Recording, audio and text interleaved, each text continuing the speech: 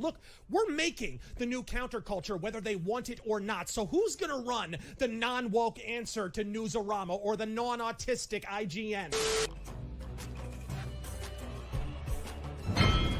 Ladies and gentlemen, you know him. He's the man, the myth, the legend, the guy who's running IronAge.media, creating Anvil, the anthology. Iron Age.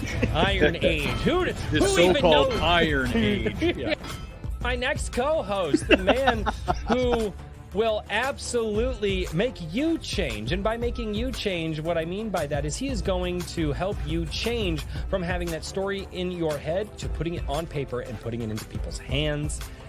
And this is the man, the myth, the legend, Daniel P. Riley of whimsyland.org. Number one Iron Age Booty Daddy. Ladies and gentlemen, my name is Royce. Welcome back to A Drink with Crazy. I am buying a goat. I love goat. We have a show this evening, or we don't, and it all stops here. That's fine.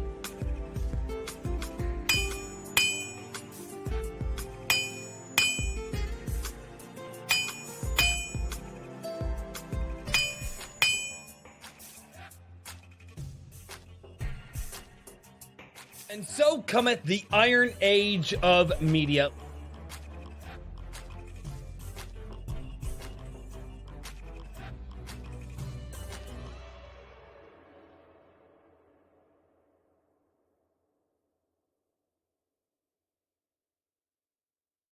Ladies and gentlemen, welcome back to Iron Age Nights. What's going on, everybody? I changed it. I told you, chat. I told you I was going to change it. It doesn't look good. I know. I'll change it again. Hi, everybody. How's it going? No, just don't give in to that. They might have all liked it. You could have just you might have been able to leave it alone, but now you just open the door. You don't know my chat. You don't know my chat. I was going to say, you still shouldn't have opened the door to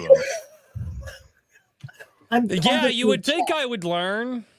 Actually, when you put it that way. Oh, no. Royce is the one who puts the kick me sign on his own back. Yes, that's what I'm saying. Screw you. There's a problem. Like, I've been so used to like staring at the camera over here for like the last like almost month or whatever it's been like that I've had it over here. So I'm like going and I'm like, oh no, it's back. It's back here where it should be. Yay. Hey, what's going on, everybody? How you guys doing? Do you remember the guy in Fast Times at Ridgemont High that sold the concert tickets and stuff? No. I haven't seen that movie in a long time. I mean, one of the things he says is when he's teaching Rad, the kid, how to be cool, he's like, wherever you're at is the place everybody wants to be. It's like, hey, man, isn't this great? This is great. This place is happy. You always made it sound like wherever you were at, whatever you were doing, that's the thing to be doing. And just say it. Take control of this, brother. I was like, well, I'm going to be honest. After watching many, many YouTube channels and seeing like, well, how can I adjust this background? Most new YouTube channels now are doing like metrosexual lighting in the background. Oh, shit. I was going to say, it's actually real easy to do. But see, I've always had that, so it's not like something new. No, I know.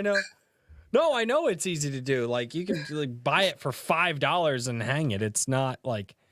My wife actually went and like in our like bedroom to like leave some sort of light on. She actually hung like the strips that hang on the walls, the LED strips that like hang throughout her whole bedroom. So she'll just turn it on like low power light so that way I don't trip over a dog when I wake up in the morning. Because turns out black labs are very black when it's like 4 o'clock in the morning. and I got tired of meeting the black lab and then meeting the wall and then being very mad. I have a dog that will come down here and lay right here at my feet, and I will turn to get up and not even know she's there. Trip over. Oh yeah. Every time. Ladies and gentlemen, welcome back to Iron Age Nights. This is the show where I'm not. What? Never mind, John. I'm not even going to pay attention to you. Ladies and gentlemen, welcome back to Iron Age Nights. We bring to you a fantastic indie creator every single week. And this week is actually interesting because we're not necessarily bringing a creator, but we are bringing a promoter, which is really fun to always get the promoters on the show, guys that have been doing this longer than we have. It's really, really freaking cool. But before we do that, let's get over to the chat. Say hello to everybody over on the Rumbles. We got Garham. What's going on? How are you doing? We got John A. Douglas over there as well. It's good to see you. And then over on the YouTubes, we've got the Madness Comic Network. So don't be in the chat, sir. Don't do that. Pops is the chat. I know. You're all the chat, apparently. I keep trying to tell you guys. Resistance is futile. Resistance is futile. Horizon Talker, what's going on? It's good to see you, man. AC Pritchard, how are you doing? We got Brian McCoppin as well. We've got the Hedge, Herman P. Hunter, the lore for hello, Hedge. We've got Garham. RH Snow popped in to say hi, but she will not be here. And I would ask that everybody offer up some prayers, your thoughts, and your condolences for RH Snow, please and thank you, for her family. And just know, Mrs. Snow, that we are with you always, as long as we are here.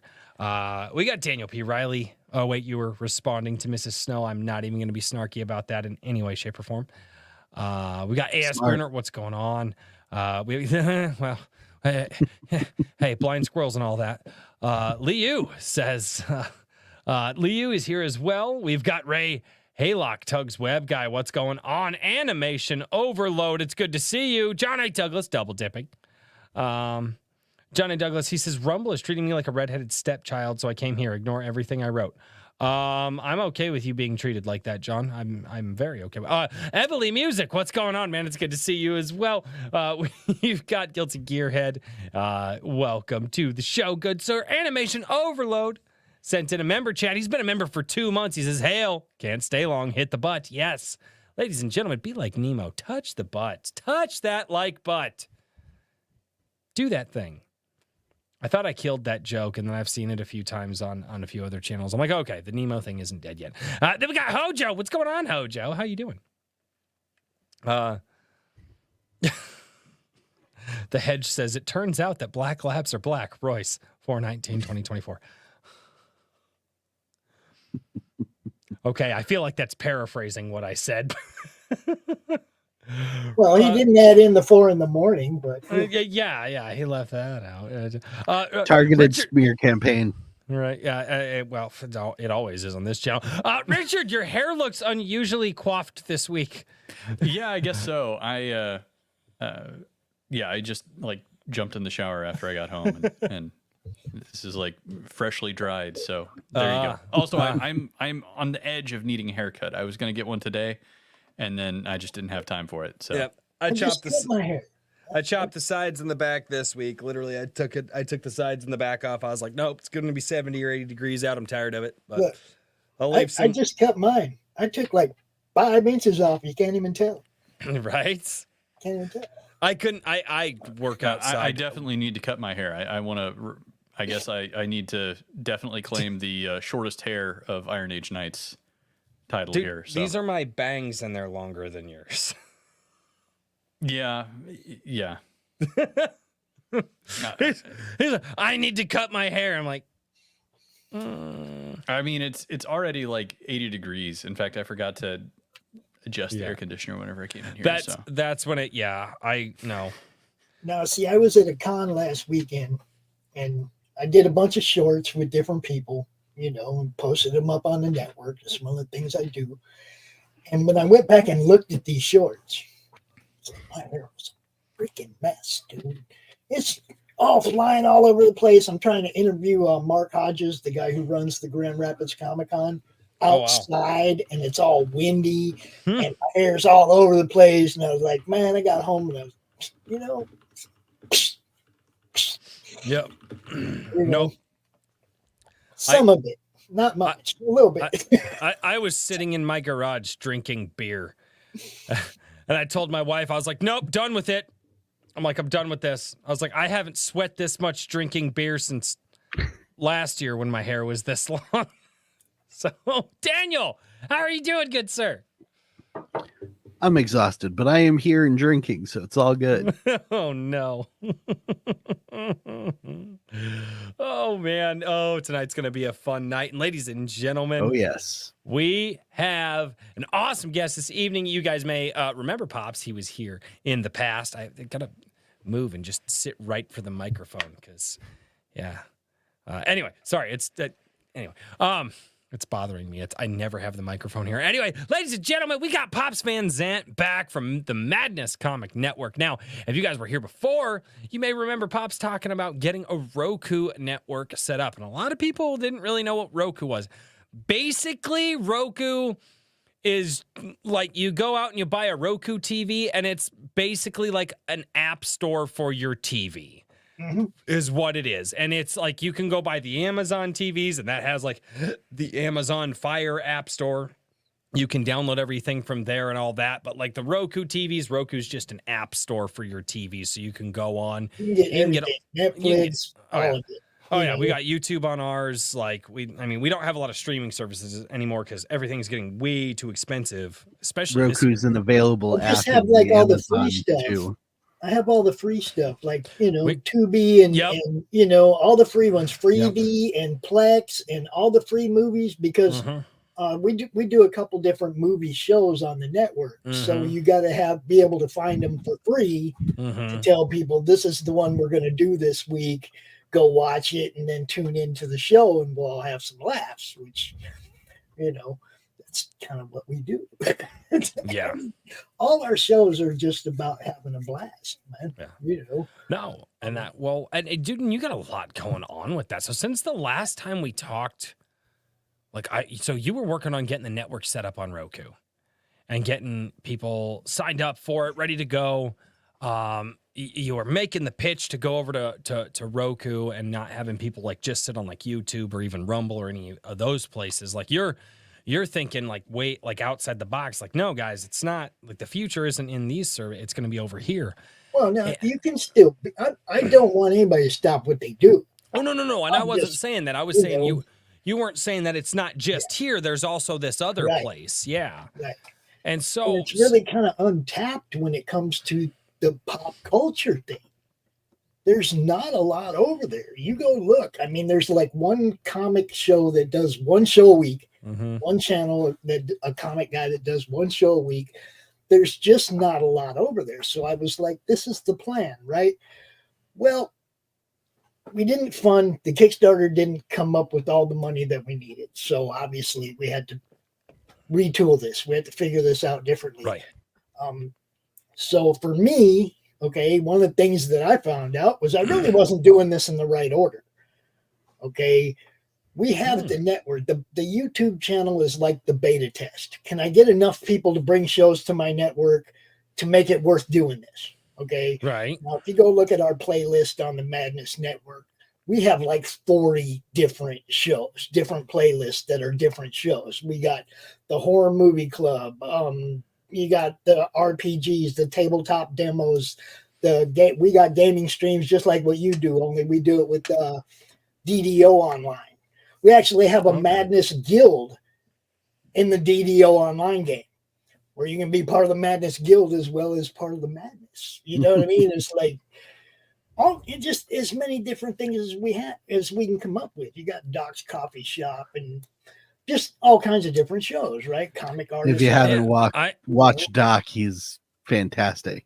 Yeah, dude. Doc's hilarious. For the voice alone, he's got one of those those smooth Southern voices that you just kick back and can listen to for hours. He has that deep Southern voice. But yeah, he's actually, and he launched his book tonight. He's my partner. I got to say it. Damn Dirty Thing on Fund My Comic launched today. Go check it out. Go back it. And that's what I do, guys. I promote people. So if you hear me throwing plugs out about different people all night long, that's because that's what I do. I mean, I can't not do it. I can't sit here and talk about me all night without talking about the people that make what I do happen. You know what I mean? Just like you guys all promote each other and help each other. That I have a whole network of people that I do this for, and then a whole outer circle of people I do it for just because they're creators. And if you put it in front of me, I'm going to share it. I'm going to tell people about it. If it looks really good, I'm going to find some kind of way to get my fingers up in there and get me one. There you go. Oh, I mean, yeah, see, Ray, right on, Ray. Hey, Back Doc's book today. That's what I'm talking about. I love Ray. He's a good dude, man. Ray's good shit. And Ray's the one that really kind of snapped me out of me. I mean, I talked to him for like 3 hours, and we talked about his thing, and we talked about my thing, right?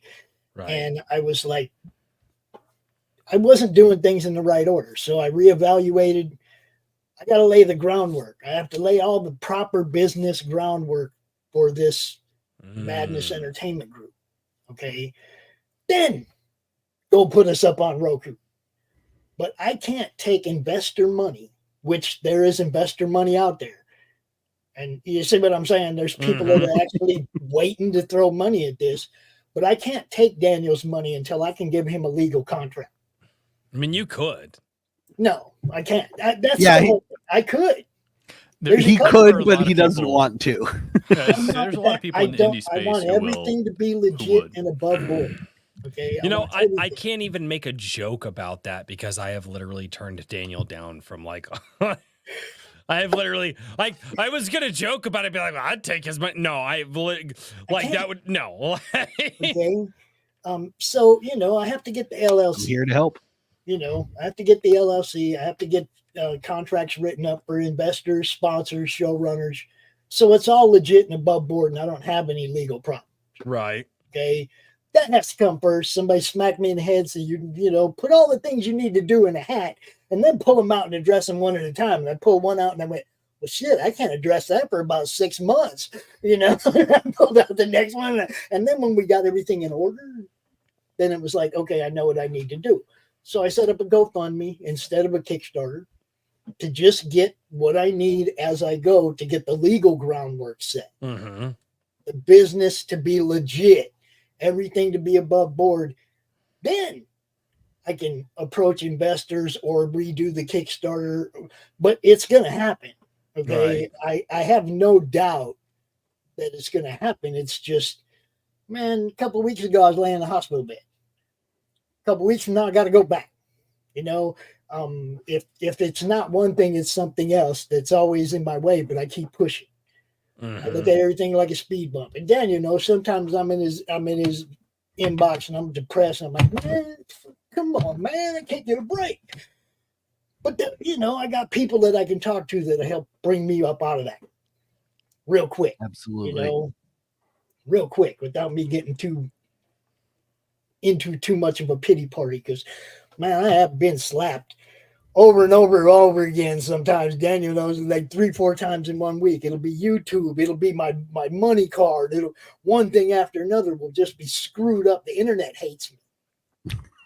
Okay? I'm fairly certain the internet hates all of us. Well, I mean, it's crime. Okay, I created an internet troll, and I'm paying the price for creating said internet troll. Okay, I mean. Okay, wait, hold on. How did you create an internet troll? You don't know who Crime is? I know. I've heard of them, I think. Crime is my little green troll. Okay. Elaborate. Okay. Come on. Like, okay. Okay. I'm gonna have to share some. I'm gonna have to do. Treat Royce like he's not paying attention. Let's go into the deep lore here. Okay. So you have a troglodyte. We've established this. Okay. I'll just do a little quick share screen with you. Oh shit. You can look at the header right there. Hold on. Let me get this. There he is. That's Crom. Okay. Yeah. I just thought that was your mascot. Well, see, that's how it began. But he actually has a backstory. There's been 3 or 4 people that have written short stories with Crom and their creator and their created IPs. He's a pain in the ass. He's also an RPG character. But yeah, I blame it all on him, man. Everything that goes wrong in my life that's involved in the internet, it's his freaking fault. Is he in the room with you right now? Well, I mean, he's everywhere. He's an internet troll. He's in your computer. He's in my computer. This is the problem. Damn it! with I Trump. just got this computer. Well, see, this is the problem. It's like he's a mischievous troll. He's not an evil troll, okay? Because he can pull the nuke codes. He can just end us all, but he has too much fun. You see what I'm saying? Hey, if your book got to the printer and it ended up being all screwed up when you got the proof, it's probably Crom's fault. You did it right. He's having fun with you, you know. Blame I love Crom. that you have lore for this guy. That's so Yes. fucking great. I Oh love yes, it. he actually has, you know, a bit. I mean, look, when you were It's gonna be born my new hashtag. in cyberspace, you kind It's all of, Crom's fault. Hmm. you know, you're kind of multiversal if you were born in cyberspace. True.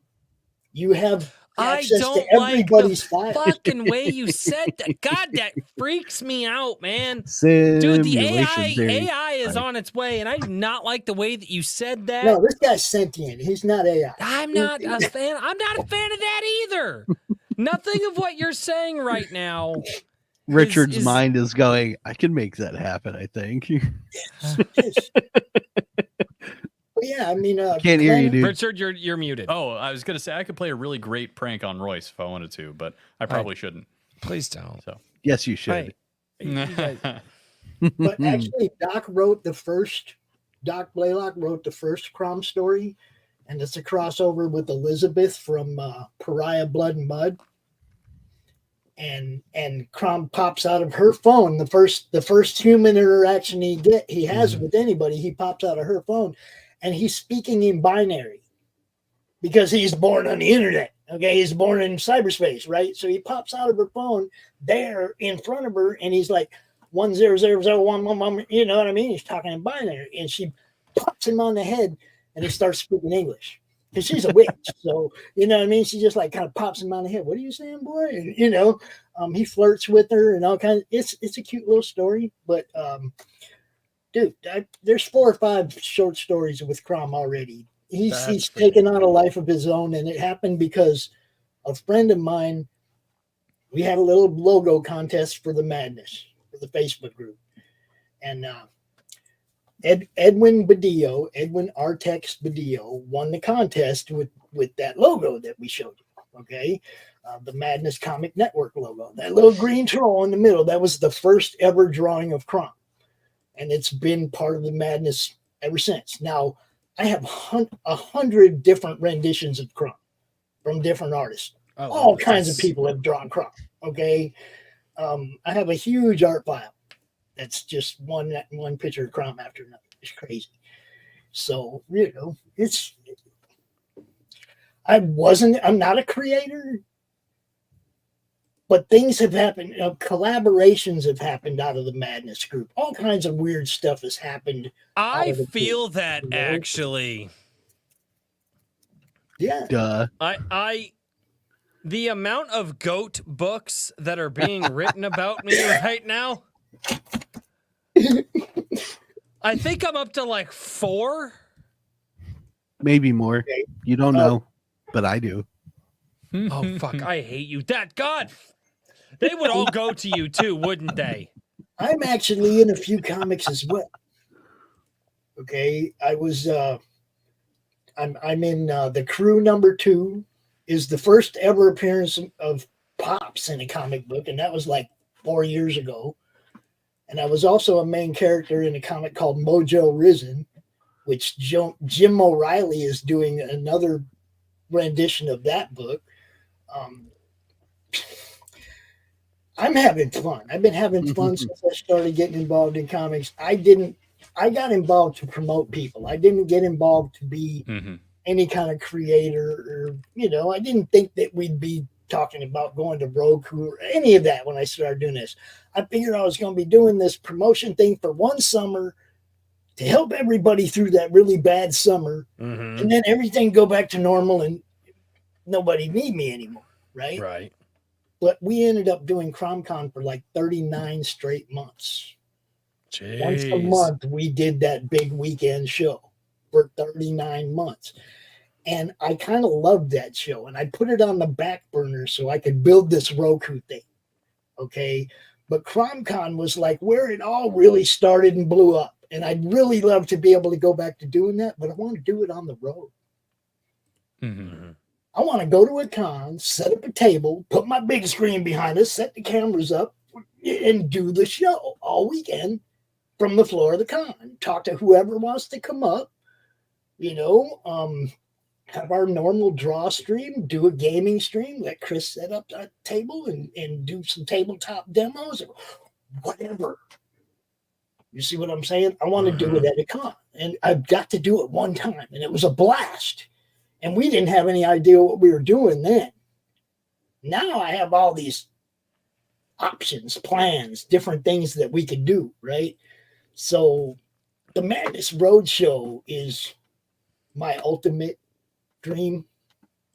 Because then I just get to travel around and go from one con to another, hanging out with people. And That'd be cool. cons are way more fun than this. I love doing this. But doing it live is so much more fun. You get to talk to the fans walking by. Like we have a show on Sundays called The Show Offs, right?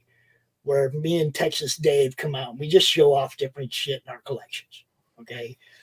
And when I was at that con, we did that show from the con floor, but we were grabbing fans going, "What's in the bag, dude? What'd you get? Show us what you got. This is the show offs." And we were talking about the show to them, and they would show us what they had got at the con. And it was so much fun, dude. Conventions are awesome.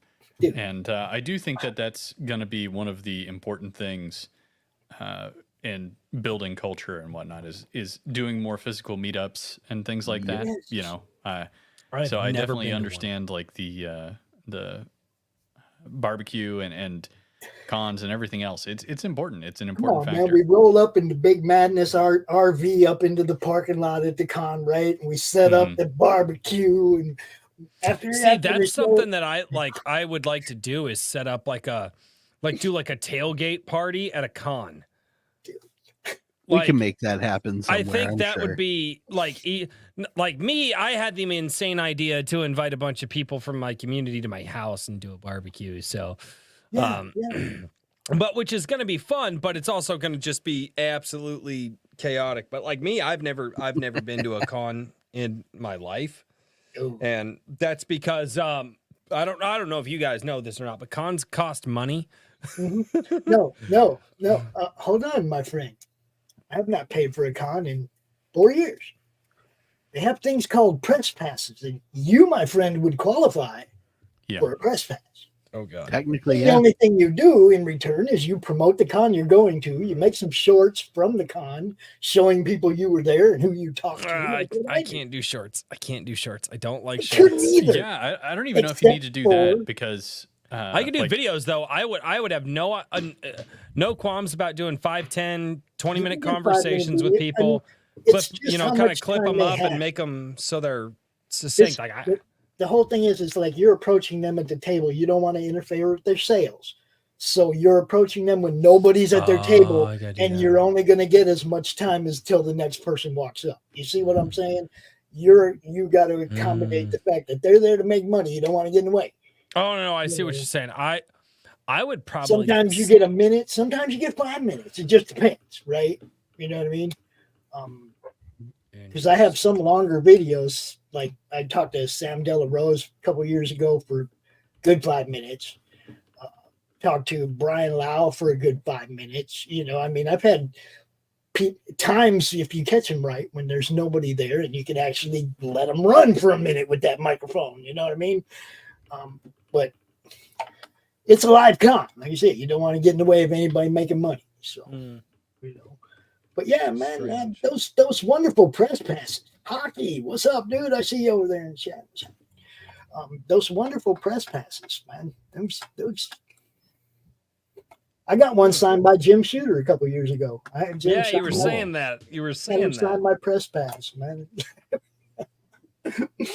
What can I say, man? It's all about having fun, people. No matter what it is you're doing, just have fun. Yeah.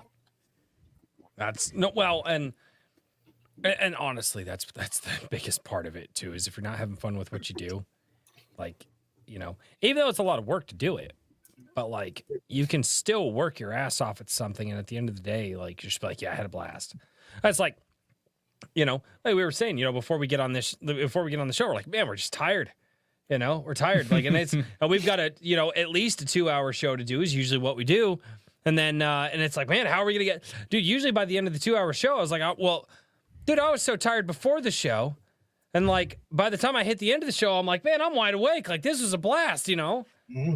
I mean, sometimes the adrenaline gets. I'm usually drunk. It's not a lie. Yeah, see, I can't drink with you guys because of this surgery that I gotta have, so I can't have no. But I'll drink for you, Pops. well, You can drink water. It's a drink with crazy. It's not an alcohol with crazy. I keep trying to tell people that. but I can. It's gonna an tell your alcohol with doctor. Crazy. I'm going to tell your doctor. He don't care. We had that conversation. You don't Narc. care. We had that conversation. Like, I already got it cleared. The Don't first be a thing- narc. No, the first thing he wanted to do was blame weed for what the problem I was having because it was a chest issue. Mm-hmm. And he was like, "Oh, these new strains of weed are just tearing people up." And I was like, "Trust me, that ain't it." It's like, that ain't it. So Like, it ended it's up, not the weed, it's the cocaine. I mean, it's I have a hiatal hernia, which basically Oh, means yeah. my diaphragm busted and Mhm. my stomach crawled up into my chest. yeah, I know what that is. My dad had one of those for a long Yeah, time. so, Yep, you know, exactly what that is. Yeah, that's what's going on. They said, don't drink no alcohol right now until we get this fixed. I said, okay. Yeah. But he did admit that weed wasn't the issue. And he said smoking might irritate everything because it's all inflamed right now. And so maybe you might want to. Well, there you go. YouTube takes the stream down. It's just like, hey, Yep. you do what the hell? Shut him down. I play an ad about my local disc, man. Don't worry about it. Oh God. That's freaking great. So Pops. So what's all going on since we've seen you last, man? You got tons of stuff going on as far as I remember. Actually, you got more going on than I do, and I can't even keep up with what I do, but I also have kids to keep up with, so. Well, I mean, I can show you the playlist list. Oh boy. We have a ton of shows on the network right now. Yeah, And, what- I mean, a ton. A lot. It's kind of crazy, but like if you look at let's see, can we get this up here? Share that screen for me, bro. Nope, I was just sharing you in the chat. Yeah, there you go. If you look at the bottom row right here, you'll see launches and countdowns. This is one of my very favorite types of shows that I get to do when we launch or count down somebody's campaign. Okay. You can see there we've done this 100 times. 100 times. On Sunday, we are counting down Zen Ninja Bounty Hunter or Intergalactic Ninja Zen Bounty Hunter. And the Nira X, the Bill Moss and Steve Stern, we're counting that down on Sunday.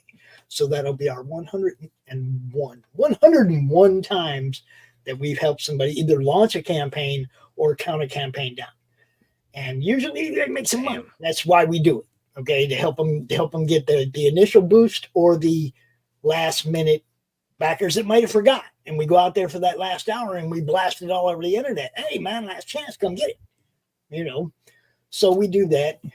You'll also see Monday Madness at 170 something weeks we've done that show, which is basically what it was a CromCon catch-over show. Like people who didn't get a spot in CromCon that would hit me up and the show would be full and I'd be like, I'll put you on Monday.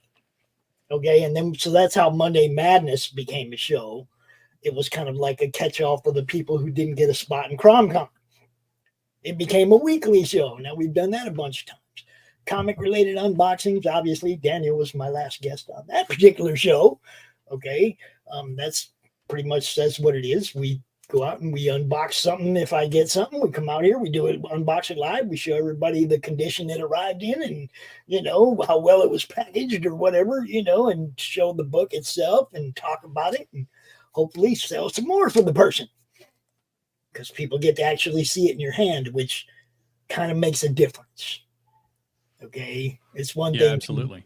You know, once they know it's being delivered, then they're more apt. If they're not a crowdfunder guy and they're just waiting for it to be, you know, available on your web store or whatever later, they know now it's over. This guy got it in hand, looks good. Okay, I'm going to go to his website and get me one of those. Mm-hmm. You know, there's some people that do wait. I'm just saying. there's a lot of people that don't deliver. So there's a lot of people that wait and make sure that, you know, those things get in hand. But we do special editions. You see, we've done quite a few of those. That's for that person that can't find a spot on one of the shows. The timing isn't right or whatever. Or they're from Australia or someplace, and I will accommodate them. I'll do a show whenever they have an open, you know, time spot, right? So that's what the special editions are. You see Doc's Coffee Shop. You see the Horror Movie Club. Silverline does 3 shows a week on the network. We already talked about the show offs, but it's just now look. Yeah, then you got that's Chuck insane. Dixon and the Baron Earl Show and Steel Token and Bold Cat Studios and the Spaghetti Western Show and Matt Burke's Open the Gates, which is another show where he comes out and talks about campaigns. Through the Madness, I go through the Facebook group and Fund My Comic and just highlight different stuff. All these playlists are different shows.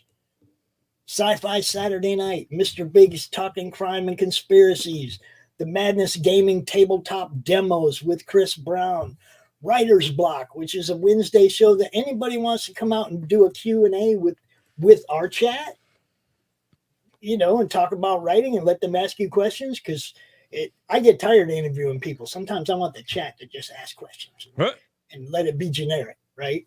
Okay. Of Heroes and Monsters is an RPG game in development. Madness Gaming Slaughterville. This is the one, guys. Slaughterville is the one. That's Laughing Rogue, my buddy Chris Brown.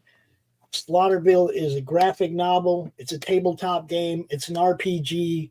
We've covered it all on the network. We've played the games, both the tabletop and the RPG. We play it. They're so much fun to play.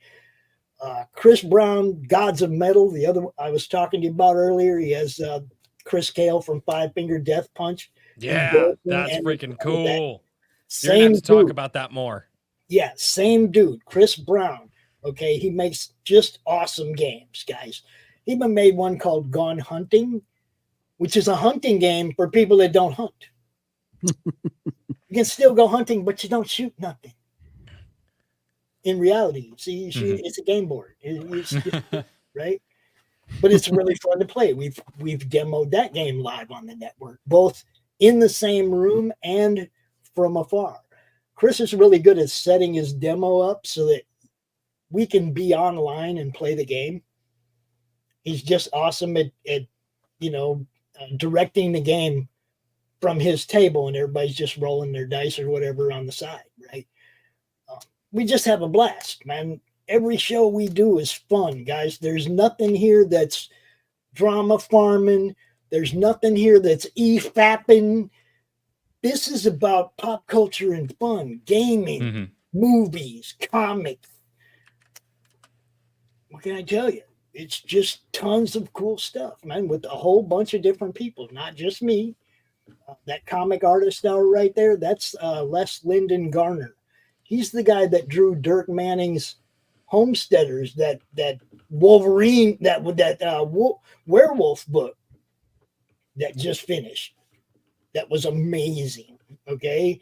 He does an hour-long show. There's just tons of stuff on the network that's killing it right now, man. I can't wait to get all this stuff up on Roku, really. But I mean, like I say, this was a beta test. I never planned on having a monetized YouTube network. It was never a goal. Okay.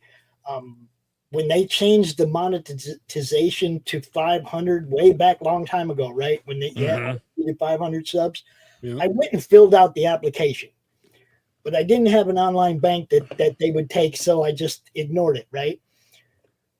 Like a couple months ago, I went and activated a Chime account for the business. Mhm. Okay.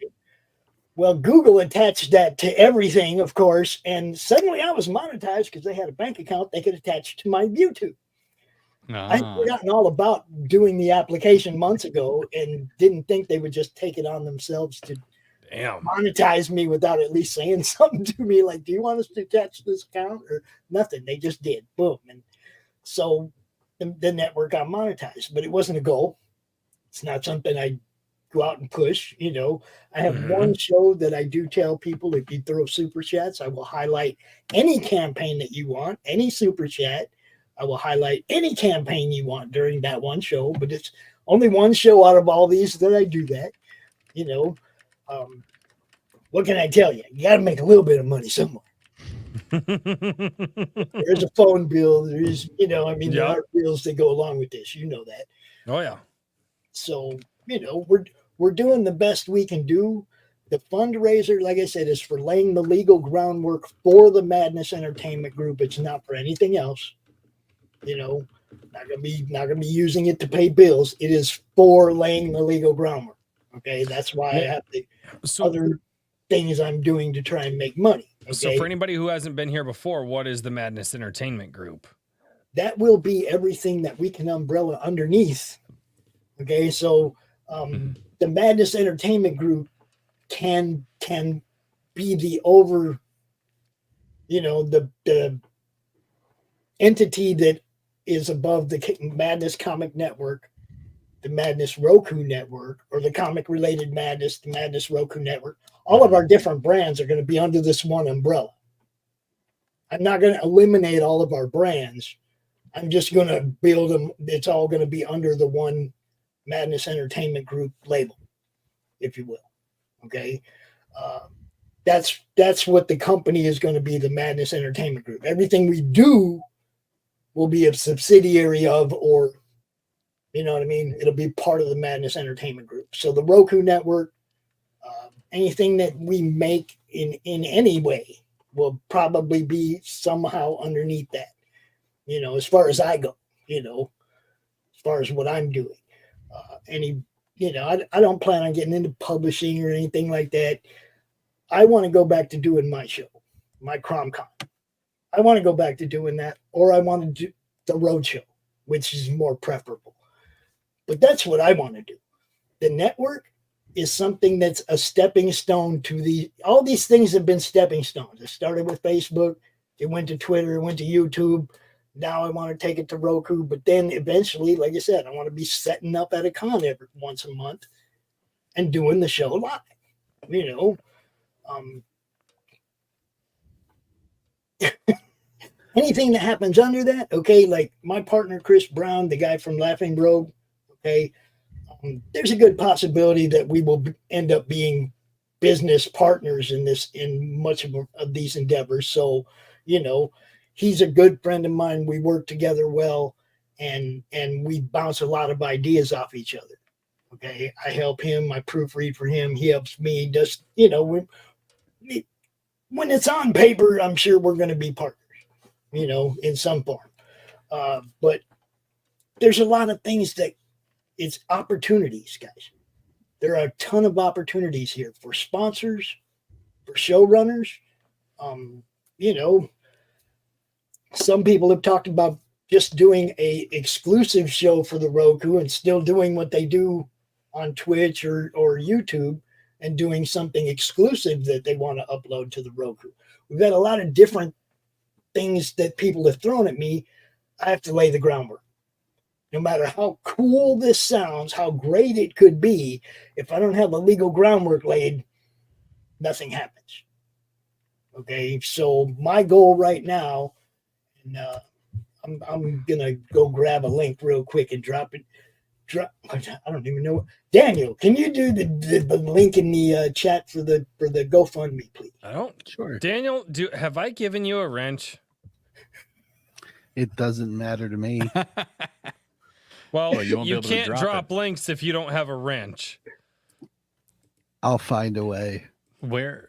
Just That's post not- it in the private. You can post it in the private. Well, Oh, I'm trying yeah, to exactly. scroll. Let me No, grab it. Daniel, you got a wrench. You can drop links. Go, See? Daniel, go. I can do anything I want. No, I mean, you can't do anything that you want, but you can do what I tell you to. Don't tell me how to live my life. Oh, I wouldn't do that. And the other thing, Royce, that you were talking about with the shorts, okay, I totally get it. I was totally against shorts. I'm not going to do shorts. I hate shorts. Then I got this Roku idea that, we're okay. What happens when we are on Roku? What am I going to do with this YouTube channel? It's going to be shorts telling everybody what we just uploaded to freaking Roku.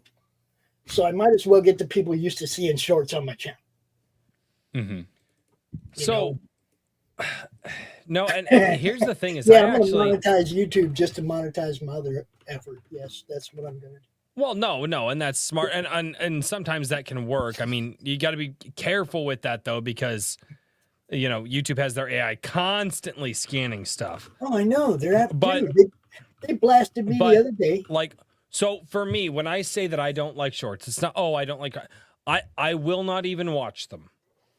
Yep, I I don't either. and however so there's one thing. My wife and I have a ritual every week. My wife and I, because we spend very little time together.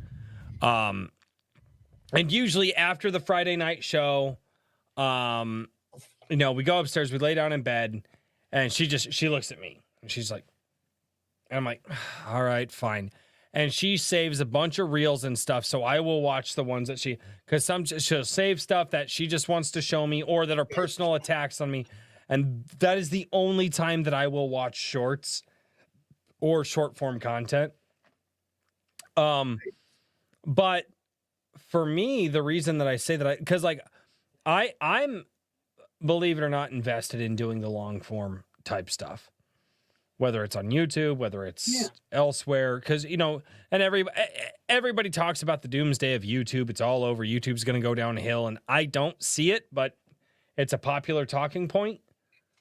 I mean, nothing good can last forever, but I mean, YouTube is still really young, and I don't think it's weird because I'm like my channel. I am getting 10 times the viewership on Twitter that I'm getting on YouTube. Or Facebook or that's Twitter. all impressions. That's not actually viewership. That's if it scrolls by someone's feed, it Well, counts. then it. I'd have 1 million. I'm talking about counting views. Not, I mean, you can see the analytics, but you can see like in your StreamYard, Mm-hmm. how many people are watching on each. Mm-hmm. Yeah. And, it's like, I don't know. It's weird. I'm not convinced that X is accurate because I don't think it is. at Well, all. I don't think any of them are accurate. I think they all lie. I think that X is particularly inaccurate because, I noticed on a chill stream, it's like usually I have about between a dozen and 2 dozen people hanging out with me, and the first time I started, well, not the first time, but after a couple times streaming to X, I saw it was like live to like 150 people or whatever, and I was like, that, Now, I wouldn't say that's 150 people all at once, but that's how many people stopped and took enough of a look Yeah, at it but, to trigger it. yeah, know? but it was the way that It's the way not that it StreamYard, but calculates, Streamlabs was counting it as live viewers, and I was like, I don't think this is right. Well, so and It is technically. Here is an easy way to tell. And this is actually something that's really, really good, especially for small channels. For small channels, this is really, really accurate. And this goes, so like my channel would absolutely fit into this. For small channels, if you want to just get a rough estimate for how many views are actual views, look at your comments. Okay, because roughly 10% of the people who check out your videos on a small channel will comment. So you just take that times X, and that's what you get, right? And that's how you can tell. And that translates across translates across a lot of different platforms.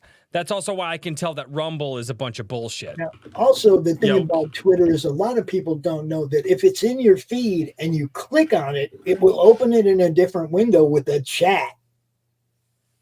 No, you can actually chat from Twitter. A lot of people don't realize that because they're just watching it in their feed. Because Twitter is not a video platform. I know. I tell people, I tell people, I actually show them. I'll go into my Twitter and I'll comment. And I'll say, see, you can comment from Twitter. I'll show people how to do it to get that extra interaction. That way I can say, I see all you people on Twitter. Comment. Tell me that you're there, because I want to know if it's really people that are really there. And sometimes you'll get people that will go, yeah, I'm here. I'm on Twitter. It's like, it's all. I have had trouble getting the studio to bring up, like the Twitch studio to actually bring up chat. You know what I mean? Like in Rumble and YouTube, you can pop out chat. Is there any way to do that on X, or is that impossible? I don't think there is. I don't even, but I don't. I'm just asking Pops because he knows more about it than I do. That's what I'm saying. When you see it in your feed, if you click on it, then it will take it to another window with a chat window. But it'll still have the video running live. Yeah. It won't show everything. Wait, on mobile or on desktop? Oh, on the desktop for sure. Okay, I don't ever watch anything on desktop. I am throw this thing away. Know. I would throw this thing away if I didn't have to have it connected to everything on the internet. Oh no, screw that. I am at my I have way too much shit to do to sit in front of my desktop. I am on my desktop when I am editing videos, recording videos, or doing live streams. Outside of that, if I'm listening to something, it's on my phone. I usually have my ears in, which I got these things right here. But yeah, no, I don't do. That's why you're talking about this pop out thing that Twitter does, and I'm like, I have never. I'm listening to your show, I'm probably setting up some shows on stream. If I'm sitting here, I'm working. Even if I'm listening to somebody else. Oh no, dude, I set up this entire stream today from my phone.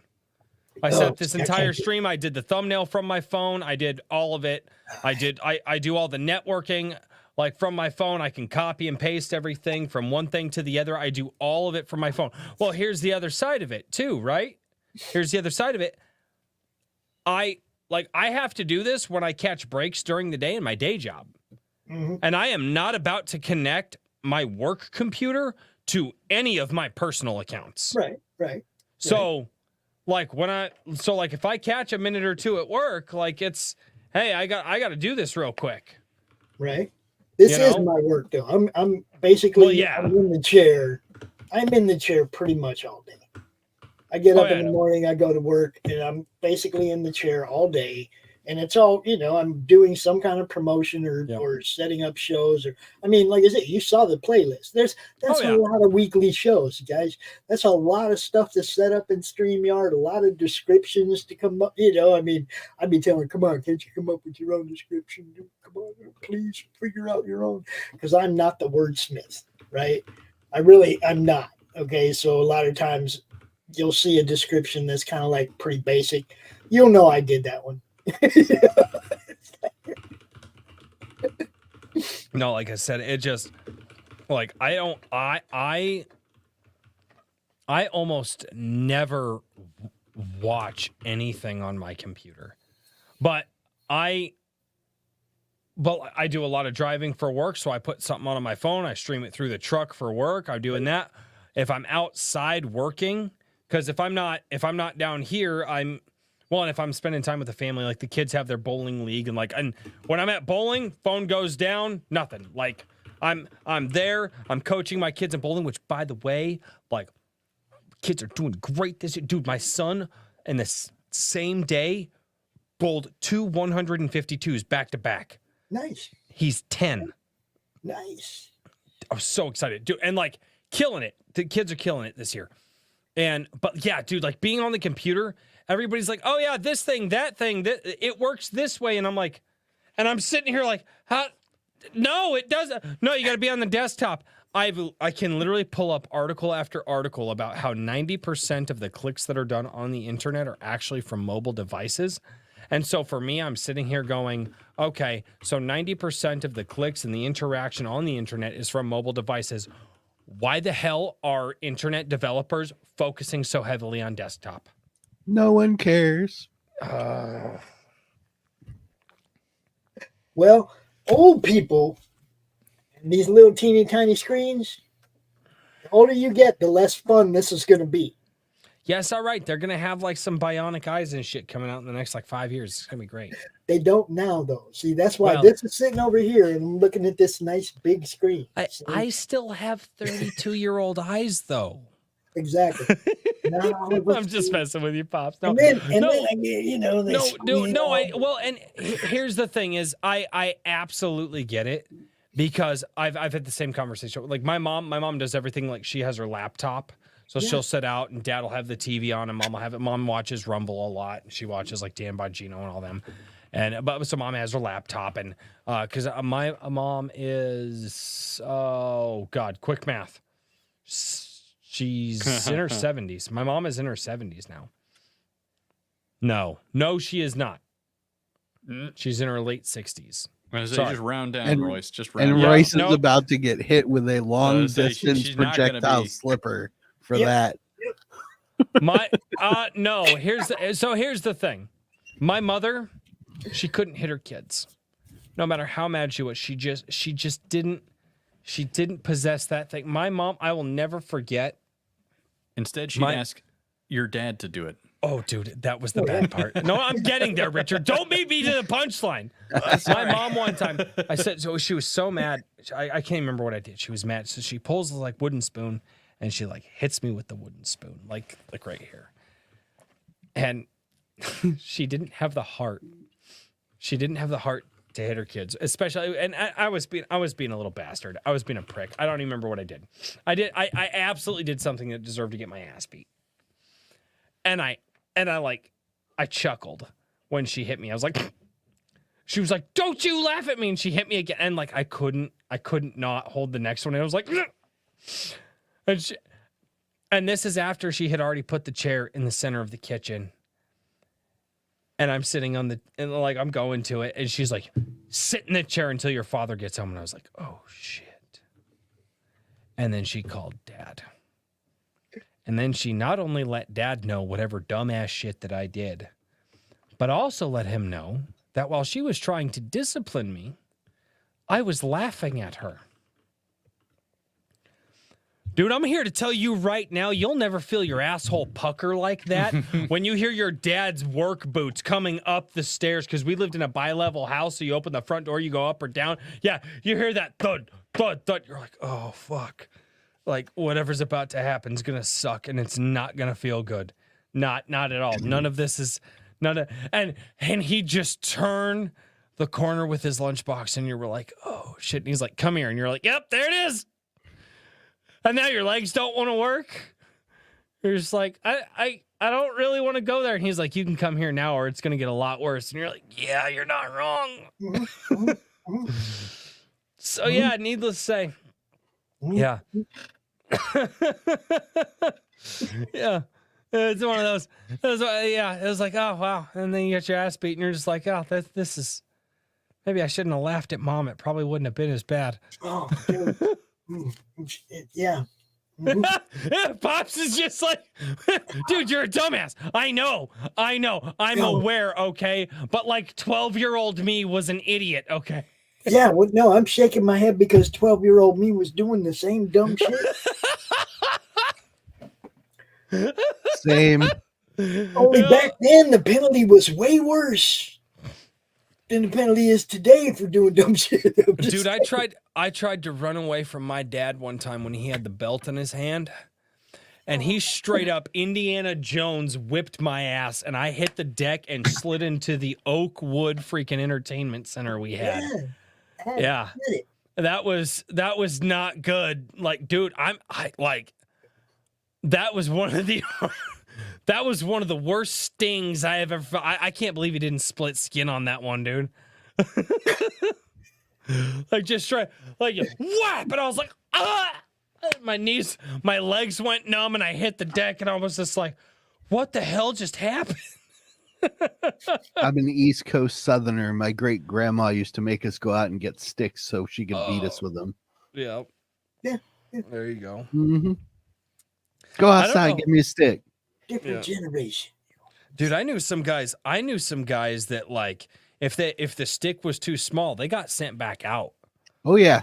Like it had to be the correct size. Yeah. Here's the so I think the only reason my dad didn't make me do that is because he used to always yell at me about getting in the trees. I was always climbing in the trees, right? Climbing in the trees, breaking the branches and shit like that. So for him, he was always telling me not to climb in the trees. That's right, Leo. What? In the chat. Pick a switch. Yeah, right. Pick a switch. Yep. Yeah, exactly. And so he didn't send me up the tree because he was always trying to get me out of the tree. I think that's the only reason I didn't have to go get, because we lived in a suburb. We didn't live out in the country at the time. So yeah. Oh man. Yeah. I forgot about some of those stories. And if you didn't bring a switch back, she'd get you with the vacuum cleaner cord. Wooden spoon, all kinds of different shit, man. My mom, dude. Anything in reach. What? Oh, dude, my mom. But see, my mom was a Marine and a cop. Oh, okay. See, my mom was a cop. See, that's the thing. And my she's mom still was a cop. alive, so I got to be cool. You're right. He's just, I don't want to be get good. my ass. No. All of a sudden, his phone went, no, Mama, I wasn't talking shit about you. Mama, no, I wasn't. No, Mom, no, you don't need to come over here. Dude, we're about to watch Pops Van Zandt get his ass whooped by his mom on stream. Dude, if that happened, I would literally just do this and I would just sit here. I wouldn't even. Dude, yeah, she lives in Albuquerque. I'm safe. Oh, you're. But I it's your mom. You're never safe. Yeah, dude. Like I said, my mom didn't have the heart to do it, man. But damn it, dude. My dad. Dude. My dad coming home after working construction for 10, 12 hours a day, and then had to drive home in like 2 hours of traffic. Like my dad was at work at like 5 o'clock in the morning. He was at his job firing up equipment like 5 o'clock in the morning. He didn't get home until like 5 o'clock at night, and he'd be in traffic for like multiple hours because we lived in Denver, or we lived near Denver, Colorado. Oh, dude, my dad dude, that was just not a good thing. That was not. So my mom is 85. When she was 79, she got throat cancer. And she went through chemo and everything and just kicked all that ass. And this is my mom at 85 years old. Oh, wow. Working hold out. on. Let me blow that up. Working out like she always has. Look at, she got all the military, she's all American and all that. She has always looks good for 85, dude. Yeah. 85 years old, working out. She sings in the choir. She does all the shit that she's always done. Hell yeah. With her friends and shit. Just blows me away, man. And it's like, I'm 60. I got a long way to go to catch up to mom, dude. Long way to go. She's awesome. That's really awesome. Is. That's awesome, man. I mean, I don't know she's like the Energizer Bunny. When's she gonna quit? Right. Well, dude, that older generation they ain't got quit in them. They don't know what that means. And that's what I'm saying. She just blows me away, man. But then everybody looks at me and they go, "Pops, you're always so energetic. You're always so." Mm-hmm. It's got to be in the genes because I don't do no speed or nothing like that. That we know of. I really don't. I don't know. I believe that, Pops. Everything I do go for some speed right now. In every direction. I do smoke weed, and I advocate for it. I've been to prison for it. Okay, and I'm in prison, not county jail. Actually done time for weed. And that's ridiculous, dude. Yeah, because I was sitting in prison watching states legalize it. While I was in prison, I was like, this is bullshit. But what can you do, right? One thing I didn't do is I didn't let prison ruin me. Mhm. I went in, I came out the same guy that went in. I kept my good attitude. I didn't let it turn me into, you know, some kind of hateful guy. Now, do I have an issue with the government? Yeah, they owe me 6 years. You know, I feel like they owe me 6 years. You know, in some form, pay me or something. But you know, it's like you took 6 years away from me, and now the state that did that, it's legal. Ah, jeez. You know, that's kind of wrong, but whatever. Like I said, I didn't let this shit ruin me. I didn't let it ruin my attitude, and I try to keep going forward and having a good time. You know. Yep. Okay. I'm sorry. I want to skip back just slightly here, Okay. and we were all talking about our childhoods and whatnot, and I had a fun or a left field question that I wanted to ask you, and that is, as a kid, what toy or not like a book or not comics or anything like that, but like actual toy. What toy like do you remember made an impression on you? I already You know know. what I mean? Yeah, it was the Evel Knievel stunt cycle. Oh, okay. I had more fun with that thing. It was the most durable. The most durable. You could jump that thing over ditches, land it on concrete upside down, wire that thing up and do it again. Uh-huh. I got hours and hours and hours of, like, we made different weird ramps and just all kinds of weird stuff for that stupid toy. Took it through its paces for sure as a kid. That was definitely the one.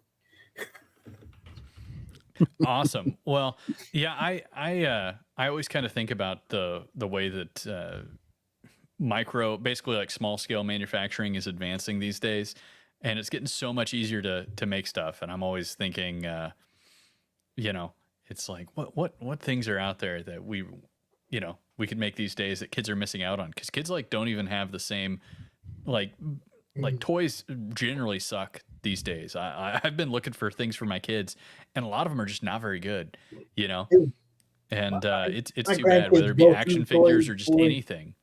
They go through. My grandkids go through toys. They don't stand up like toys did. I mean, come on. Remember the Tonka trucks, guys? You could beat them things with You had to beat them with sledgehammer to dent them. I mean, Tonka trucks were tough. Toys back then were built to last. This might hurt some people's hearts, but as a kid, I had an original first production toy Millennium Falcon that I loved to death, but I also like to throw it like a boomerang at neighborhood kids. Oh no. That freaking thing, man. It lost a couple of minor edges here and there, but it never came apart no matter who it got in the yard. Whew. That thing was durable as hell. That I think that one of the problems is that so much stuff nowadays is like the actual good stuff is made for like the stuff for kids is all super cheap, low quality stuff. And then the stuff that's actually decent is all made for adults. You know what I mean? Yeah. And it's it's all like, we're gonna do is put it on these a action shelf. figures or things they're really meant to be for kids. Like let's get something that's not, the stuff they make for adults is really durable and whatnot. We're just going to put on a shelf. We're not going to take it through its paces, right? You don't have to put all that in. You're putting the effort into the wrong toys. Yeah. Give the kids something that's going to last for a little while. See, they think kids now, the attention span isn't the same either, because they'll get something and they'll play with it, and then poof, they want something else. They want the next cool thing, and then there's too many next cool things that they don't really have time to really explore what it is that they have. Yeah. And children are an unfortunately forgotten market for good toys and merchandise nowadays. Well, I also think that there's just not as much demand, just because digital, like the return on investment, it's like you can crank out a extremely mediocre mobile game with with the branding for your what am I thinking of? Like, Anything. just whatever kids game, like Bluesy or something like that. Mhm. You know what I mean? I downloaded a Bluesy game for my kids to play, and like, don't get me wrong, Bluesy is very chill to begin with, but that's a boring game, you know.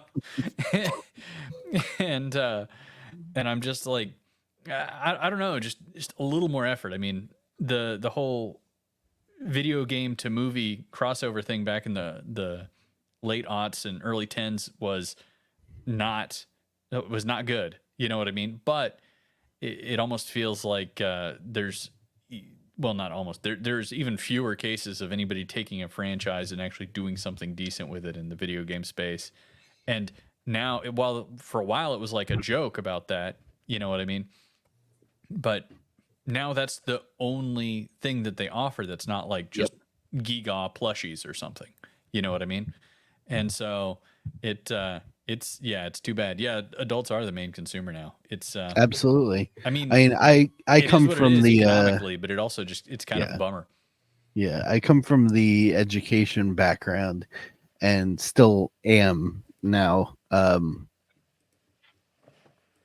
Very soon I will probably be part owner of an education center. But that's a story for another day. We have a preschool group that is also part of that center, and I was looking for equipment for the class. Everything now is either that flimsy particle board, or it's the cheapest cloth. Like, we were looking at Interactable, so it's like a little blow up barn or fold out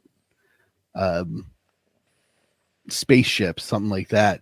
And I bought a couple of them, brought them in. First day we had them, the kids are just ripping things off the side of it with the barest amount of pressure because it's so flimsy, and they're charging $40 to $50 for these freaking things. Oh God. That just get ruined in 10 minutes of play with normal children because it's just try to create something that you can make money off of and don't care about the quality of it.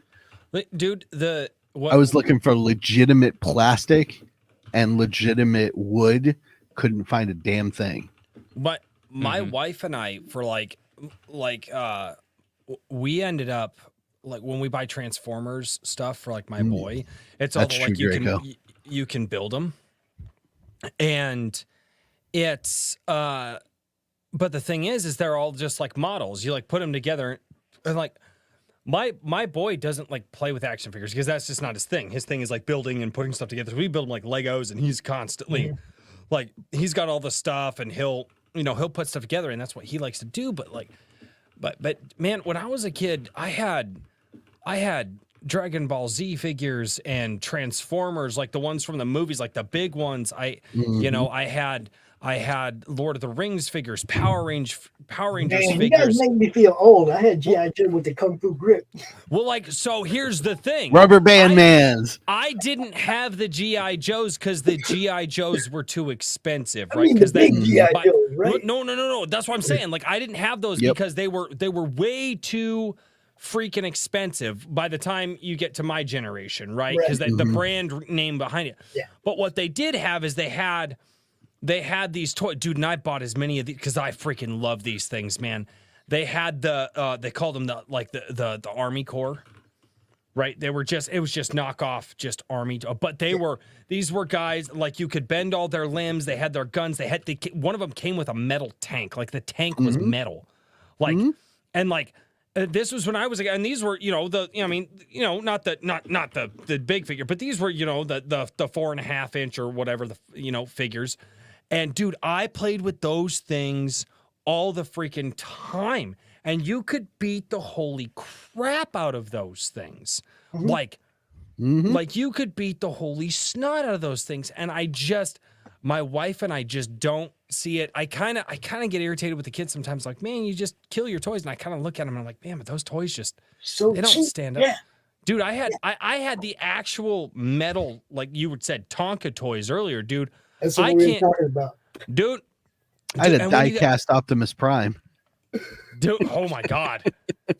Dude, Yeah, man. I remember my Tonka toy dump truck, man. I put my foot in the bed of the dump truck and I kicked it as hard as I could and sent it off of a bike jump, and that thing would land, tumble, and then it would keep going. Like, Yeah. I mean, they were like, my dad was a little mad at me because eventually I busted the wheel off of that Dude, thing. those Tonka trucks were tough as hell, though. It's like we were saying earlier. For me, it was the Evel Knievel stunt cycle. We beat the shit out of that thing. We made it do everything. It was crazy. Yeah. It was crazy. Oh yeah. Yeah, I had an Optimus Prime. Oh man, that thing! I put dents in the door in that thing. My dad about dropped bricks. Oh man! Oh yeah, dude. Toys are not the same as they used to be. Richard, what'd you have? What did you have when? Man, I was kind of weird because my. Well, I mean, you're family, still kind of weird, but like, well, yeah, I am still kind of weird, but you're an engineer, Richard. That is true. So this kind of goes along with it. But I had a variety of things. But one thing that I got like really into was Transformers, like the older Transformers, like the very first ones that were metal and whatnot. Because diecast, yep. Yeah, because my parents or my mom was big on antiquing, and so we'd like go to antique stores, and I just found these things, and that was like the thing. Because my mom would be like, "Oh, I'm collecting this," and so I was like, I'm collecting Transformers because they're awesome, you know? And it was like my pitch to get a toy every once in a while whenever I'd find one. And, it's... I collect stuff too, Mom. Yeah, that and just like, man, remote controlled trucks, man. Those are all Oh, yes. I was RC stuff. I wanted to. I've gotten my kids some of the like the like real crap ones that are like less than $40 a pop, right? They're so expensive. You either have super cheap that are just basically garbage. and aren't very good at all. And so I've gotten them a few of those or two of those to kind of try them out. But the nice ones, like actually good ones, are super expensive, and now they're all for grown-ups who want to spend $400 on a tiny truck to drive at 60 miles an hour. And it's like, I mean, don't get me wrong, that's cool. I don't mind people having hobbies, but man, it just I remember, I don't know. Dad spent, it was like $65 on a monster truck that could drive like, it was like 25 miles an hour. This thing maxed out at. Dude, that thing was a freaking blast. Like that thing was awesome. Did you guys ever have places that did public slot machine racing? No. Yes. Yes. Yeah. Dude, my brothers and my neighbors had slot cars and like big sets of them, dude. I remember slot cars, dude. Those things. And I'm going to tell you right now, if you've never taken a slot car to the chest because you didn't slow down on the corner, you know what I'm talking about, Pops. Yeah, well, I'm not talking about the little track. I'm talking about, we used to go to, they had this place in a strip mall in Phoenix, and inside was wide tracks and big cars. Oh, no. We only had the small, right? No. So that I don't know what you're talking about. They had like 8 lanes of slot. Shit. And you could go out there and race against the other kids in the hood, right? And everybody would race together. That's nuts. It was teenage. We weren't, teenager, you got money to blow. We would spend it on slot cars, right? But it was the coolest place to go. They had pinball machines and all that, but they had this huge slot car track in the middle of the room, and it went, it had turns and, it levels above each other, and just, it was a huge track, but it was 8 lanes wide. So dude, 8 people could race it. Massive. It was cool. It was awesome. That's freaking cool. Only time I've ever seen that is at a flea market 45 miles away from me. Yeah, this was cool. Right, it was humongous. It was all handcrafted. These guys made it all out of model parts and laid the tracks. Oh, dude, it was beautiful. I fucking love if anybody lived in Phoenix back in the day, like this was on 43rd and Thomas in the strip mall. Now I think it's Thule. I think it's a country bar called Thule. this gets a little almost before my time, but I was just old enough to remember this. Anybody remember Pogs? Oh yeah. Yes. Dude, Pogs, like I'm surprised got you one on the got into desk Pogs. So here's the thing: is my older brothers were into it, and I was a lot younger than them, but I still know. So I think I only had very little, but my older brothers they'd like share theirs with me and like let me play with them and stuff like that, dude. But Pogs was like ridiculous. They stopped playing with my dad because my dad got way too into it, and by my dad got way too into it, I think he got his ass kicked the first time he played with them.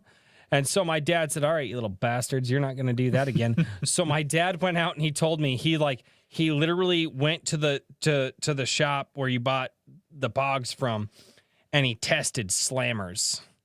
And there was all different kinds of weights of slammers. You have the big ones, you have the small ones, the wide ones. And my dad tested them. And he's like, I found the perfect one that every time it would hit, it would flip the most. Because my dad would play for keeps. And my dad because he was like, I think he got beat once. And he was like, he never got beat again. And they stopped playing with my dad. Dude, oh man, dude. Oh God, I missed some of that. I'll take it all the way back to the very beginning. I still have a full set of Lincoln Logs. Oh, there you go. Dude, Dude, we had played those with in school. Yeah. Because my and those had freaking my things, mom's. they're like petrified at this point. I could probably break the windows if I throw them. We use those for making fortifications for our little plastic army man rubber band wars. Yeah. Me and my little brother did all kinds of dumb shit like that. Dude, me and my buddies, our thing was airsoft. Our thing was airsoft. It went. We had rubber paintball bands. got really big, and then airsoft got really big after that. So and the gateway drug Nerf. Yeah, dude, I mean, we had Nerf battles. Dude, yeah, we had the Nerf battles, dude. We did airsoft because we realized that paintball, because we lived in a neighborhood like everybody knew me. My dad grew up in that neighborhood. We knew everybody. We could literally run through our neighborhood with the airsoft guns and just like shoot at each other, and like the neighbors didn't say a word to us. It was funny, and I also realized how many times we could have lost an eye and we never did. I can't believe. Did you wear anything? Like at that time, no. Okay. I had been playing as I got paintball. older, like I have an airsoft channel. You can still go. Yes, I wear everything. I didn't know that. I just. Like when I was one of my younger, front teeth, half of one of my front teeth is fake because it got shot out by an airsoft BB. Dude, I'm surprised I didn't lose this one. It hurt so bad. Dude, my cousin, you'll see him in the chat every so often, Raving Dad Gaming. He popped up from the back of my dad's truck and went, blap, blap. And I caught one right here in the tooth and I hit the deck and I was like, oh, it hurts so bad. Hurts so bad. Oh, we were stupid. God, we were so stupid. Gotta have battle moves. Oh, dude, so many times. Well, the rule, and here's the funny part, is every time we'd get a good one, the rule was you couldn't, you couldn't shoot the new airsoft that you got until you got shot with it. That was the rule. It's like, dude, we're going to go play with this thing. And it's like, all right, so your buddies, and you're like, all right, dude. It's like, well, you just got the new one, so you got to take the shot last time. Here, you can shoot me with mine, and like 10 feet away, dude, and you just sit there and just wait. And the rules was you had to wear like a paper thin t-shirt, like, or bear skin. That was it. Like so you turn around and just you take the shot. I can still feel it. Like oh man. So we got some other things that are going on. Oh, what is We're going to this? be having an art auction on the 27th.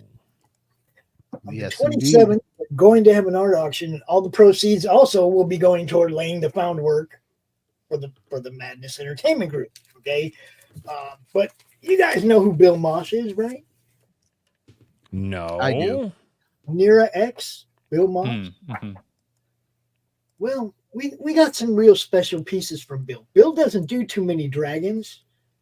Bill doesn't do too much white on black. So It's a this one's beautiful kind of piece. unique, right? Jeez. But we have some other stuff. We have this big bad boy. That's freaking cool. We have this was to be a cover for the book Return to Hellspace, but this cover did not get published. But as you can see, it says cover here, and it's Hellspace #2, which eventually ended up being called Return to Hellspace, and it was published by First Comics. But there you have Nira X and Zen, the Intergalactic Ninja from Steve Stern. So you got Bill Moss, Steve Stern stuff.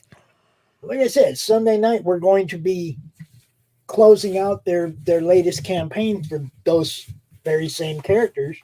But we also have, I believe this is page number 20 from that same book, the original art from Hellspace, Return to Hellspace. There That's you see cool. Nira X and Zen right there. So, Bill Moss art, man. We got a bunch of it. I got some Jim O'Reilly art. I have a bunch of stuff. I haven't decided what all is going to go up on the auction yet, but all this stuff will. Bill donated all this toward our endeavors. That's Because so Bill's cool. one of us, right? So there you go, guys. Bunch of cool stuff that we'll have. This is just what's right here handy, but we got more. I have some sketch covers from different people that are pretty cool that look, I'm trying to build a Roku network. I'm willing to give up my own stuff to make it happen. Mm-hmm. Help me out. I'm there's not a whole lot more that I can do but to put myself all the way out there. Everything I own, like when we're doing the show offs on Sunday, if you see something that I show off and I'm showing it and you like it, you want it, let me know. Because having it is not as important as having this Roku thing up and running. Quit messing with me, computer. Okay. Yeah, the box hit the mouse, things turned green, and But yeah, man, it's like it was another Crom moment. Pretty much, I have, I don't know, maybe 10 pieces of art, a few sketch covers, and then you never know. I might do some of the autographed comics that I have. I got a bunch of cool stuff, and like I said, having the network, having the Roku network, getting this thing up and running is more important to me. Stuff can be replaced. Okay. I can get some of this, like Bill donated that for this purpose. Okay. It's not mine. Bill donated it for this purpose. But the stuff of my own that I'm going to throw up in here, yeah, I might never get another one of those again, but my dream has to come true. I got to get this Roku thing up and running. Okay. I got to do my thing so I can get back to doing my thing. I want to do CromCon. This is really, look, the CromCon show, the big show once a month, it was an all-month endeavor. It took a month of promotion. It took a month to book everything and schedule everybody in the right time slots and get panels together and do all the thumbnails. And dude, it was a full month job for a one weekend show once a month. Mm-hmm. I don't have time to do that now trying to build this thing. I want to get this thing built so I can go back to doing what I do, which is CromCon. I love doing that show. Okay, so I put it on the back burner because there's no way I can do that and do this. Mm-hmm. I just don't have the time to do both. So I have to put the things I love aside. I have to sell the things I love. I have to do whatever I have to do to get the Roku channel up and running. And all I'm asking you to do is look at my stuff. If you see something you want to buy, hit me up, buy it, whatever. I got to get this thing happening. That's my dreams. Got to have some weight in my life too. I've been pushing everybody else's dreams for a few years now. my dreams got to have a little weight in my life too. So No, I don't disagree. that's where I'm at. I want to do this thing, man. I really want to get this Roku channel up and running, and go from there. And, And here's the thing that interests me about the Roku channel and the Madness Entertainment Group in general. YouTube, all of these social media platforms and whatnot, they all have algorithms and codes of conduct and regulations and whatnot that are arbitrary. Mm-hmm. What Pops has been trying to create here is not going to stifle you. It's not even going to try to tell you what to do within certain limitations that are required by being on television. Right. That's about the only, that's not the only level there is. Yeah. So you have, as a content creator, as a fan of these things, as someone who may want to do this sort of thing, you have open creative control for the most part, and it's partly protected through what's being built here in the foundation of the Madness Entertainment Group by being part of the Roku channel, as long as you're adhering to the most basic guidelines of being available on television, which will be all spelled out, of course. Yeah. Nobody's going to tell you what to post. Yeah, They're not going to tell you what content to create. It's freedom the way it was meant to be. And the demonetization thing, okay? Royce, there's always that over your head, right? That they can just take it all away, right? Yep. That they can take it all away, not just a little bit. They can take it all away. It's always over your head. On our channel, on our platform, okay, you're going to bring your show to our platform, okay? And supposing you do something that the FCC goes, you can't do that. They're going to send me an email. And they're going to say, Pops, you got to take that down. I'm going to forward that email to you and say, hey, man, we got to take that show down. But I'm not going to demonetize you, and I'm not going to take all the rest of your content down, and I'm not going to screw with you in any other way. That was your penalty. You're not going to get no monetization off the show they made you take down. Period. Mm-hmm. Okay, one show. Maybe even re-edit it, put it back up, and not worry about it, right? Mm-hmm. You see what I'm saying? They're actually gonna give me a reason why this has to come down, and I'm gonna make sure you understand what that reason was, whether it was a copyright infringement or whatever it was, and then it's gonna be in your court. You can take the whole episode down or edit it so that it's cool. We'll put it back up. I ain't gonna be tripping about that. You see what I'm saying? I'm not about demonetizing you. I'm about putting you somewhere where you ain't got to worry about being demonetized. No watch hour threshold, no subscriber threshold. The day we start the network, you're going to get your share of what your show generates. It's really simple, and like you say, the last thing on my mind is demonetizing my friends. Everything I've been trying to do since the day I started doing this was help people make money. Mm-hmm. The last thing I want to do is you not make money, know. So I've got two questions. Okay. The first question that I have is, Richard, are you hanging in there?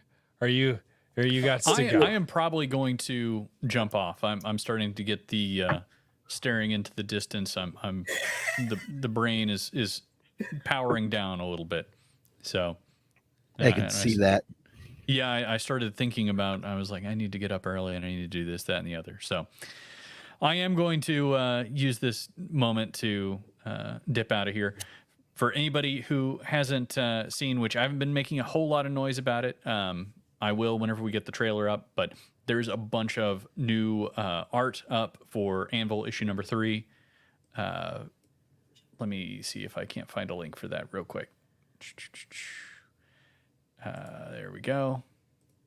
And it's on Indiegogo if you don't want to use anvilmagazine.com for whatever reason, but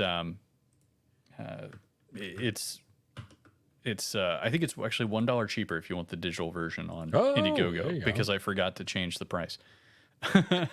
But Richard's loss is your yeah, I guys' know. win. Go do it. I'm actually going to make like $2 less because I forgot to include tax or Oh Jesus! or the Indiegogo markup. So There's your like, discount, folks. Yeah, yeah. You guys got the You should got almost the discount. advocate to not going there. Indiegogo. Here, hold on. If you I'll even go drop there, the link. Richard is gonna pay taxes for you. I know it's a shameful thing. The Go hell check it kind out. of. I know. Terrible business sense. But if you just want the digital, This was the Boston Tea Party. Richard be the one guy paying taxes. Everybody else is throwing tea in the harbor. Trust me, they He'd be thrown in the harbor with the tea. that's a lot better than what they do to you if you don't pay your taxes. Ooh. So I like what they did to the tax collectors when they got tired of paying taxes. right. Mm. But well, until we get a posse together to do No, that, no, I'm going to keep paying mine. More fun. It was fun. But yeah, if you haven't I was seen it, going go a little check out Wild the West fantastic there. art over there. I've got another couple pieces coming, and then we're going to be dropping the trailer here before too long.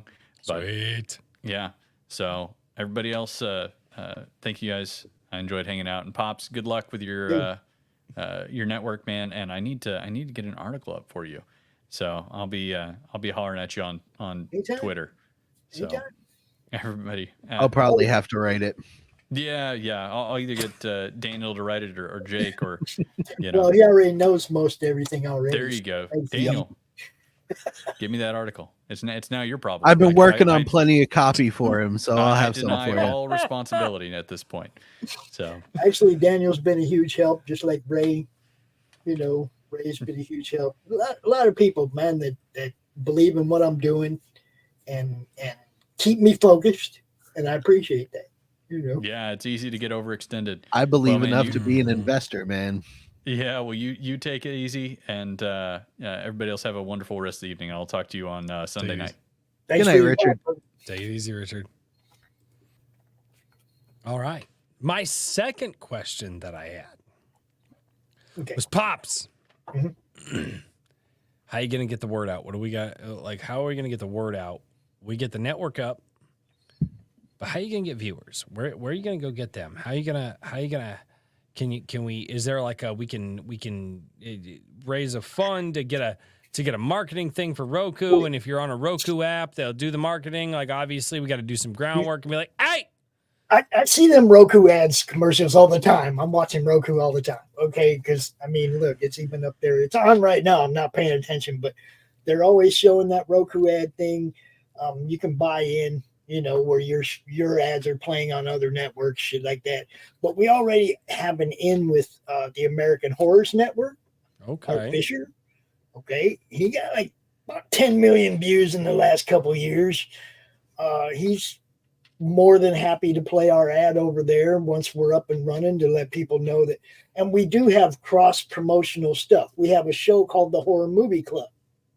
You see what I'm saying? So when he's talking to his horror audience, he goes, hey man, there's some cool shows over there. And he plugs us, we plug him. You know, it goes back and forth. He's actually kind of annoying. He will drop his links on anything. I'll drop something on my own Facebook, on my Pops Fans Ant Facebook. Not the madness. No. I'll say something and he'll be in the comments, and it won't just be responding to my post, but there will be a link to the American Horrors channel or AmericanHorrors.net every freaking time. It's marketing, right? It's annoying as hell, but it's marketing. He gets it.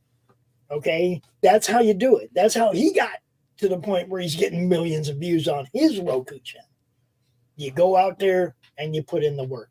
Well, I've been putting in the work for 5 years. It's time to build something around all that work.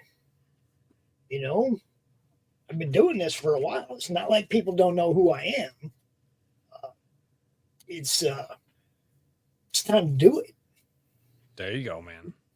No, like I said, I just, it's gonna be, getting the word out, putting money into advertising on Roku, because that's gonna be your most effective audience, are the Yes. people who are already watching it on Roku. and who are already there. Because a lot of people don't know what that is, and which was funny to me because when you were talking to me about it, I was like, yeah, that makes sense because I buy Roku TVs because they're just you go to Walmart, they're inexpensive, right? Like Roku, it doesn't listen in on your house like usually. It's there's reasons I think that's why they're cheaper because they don't have all that surveillance shit inside of them. Well, and they might, Yes. yeah, but no. So I knew what Roku is, but there's a lot of people that are like, "What the fuck is a Roku?" Like because that's the other side of it too. Now here's the thing: is like me, I'm trying to build the YouTube channel. I wouldn't be opposed to figuring out how we run an ad on the channel for I don't know, $5. I already got you covered. $5 and a 6-pack. Did you buy me a 6-pack? No, you're folded into my investment. I mean, this is but like if I'm gonna run an ad on the Roku, I at least want a 6-pack out of you guys. You can have a 6-pack too if you really, really want. I'll even send you Be some nice. Madness hot sauce. Well, I'm all right. I'll even send you some Madness sauce.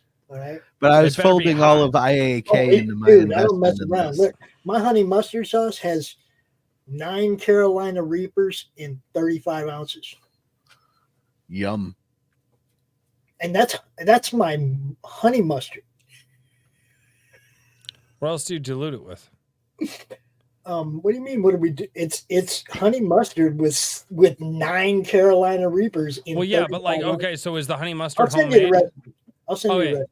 Oh yeah. I was gonna say, do you use apple cider vinegar or do you use regular vinegar? Oh, I don't know. I'd have to ask Chris. He makes that shit, not me. Oh, hey, I don't know how that shit's made. Because I'm like, yeah, you can make that shit. No, because my wife makes a baller Carolina. Well, wait, are they store bought or are they homegrown?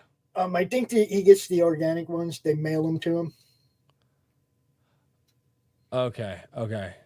Because like, so my wife, because we grow our own. Like, we're just waiting. Like, my wife's already got the garden prepped, but like. Here, it's like, all right, we're really not going to do anything until about Mother's Day. Once Mother's Day hits, like, bam, garden's planted because that weather fluctuation. And, peppers need, they need that heat. They start dipping down. They don't grow good. Mm-hmm. But the one thing that we've noticed growing our own peppers, like jalapenos, right? Everybody go to the store, you eat a jalapeno. Dude, there are some jalapenos that'll drop grown men out of my garden because – a freshly grown jalapeno out of a garden, way different than what you can get in the store. Now grow them next to some habaneros. Already have. Yeah, that's why they're getting so hot. Dude, I've gotten to a point. I have some of that habanero, thank you. Actually, well, dude, no, Daniel actually has, and which, by the way, Daniel, you're a bastard. Daniel actually has my Trinidad scorpion powder. I do. That, like, dude, I mean, you do a pinch of that in about anything and it'll light you up. See, it's and amazing. I legitimately mean a pinch. Like, it's not much. You guys know that insanity sauce? Yeah. Mm-hmm. Yeah, a little drop of that in a ramen soup, you know what I mean? I'm like. About the same thing out of that Trinidad scorpion, brother. Dude, I did. I will salt bay that shit on my ramen easy. I'm just like, yeah. Oh no, dude.